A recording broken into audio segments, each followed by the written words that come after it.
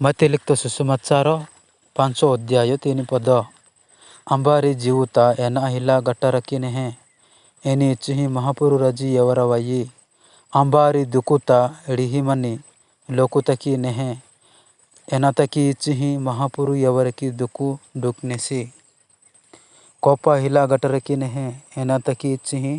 दारुतिता यवरी अधिकारा आनेरी महापुरु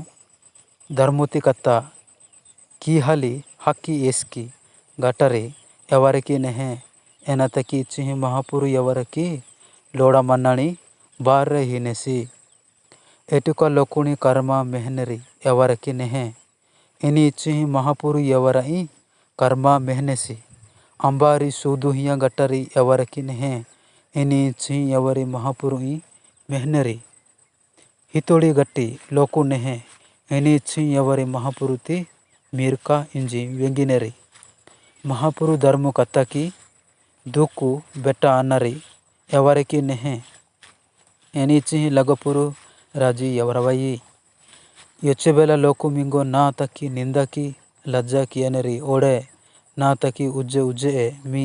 कोपाटी मिचिकत्ता जोलानेरी अतिही मिंगे तकी नेहे रहा आहना एंददु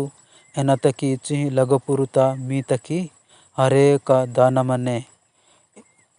एलेकी मी नोकिती महापुरु अणपोती बोलू वेहनराई जिके इलेकी निंदा किहा मनेरी।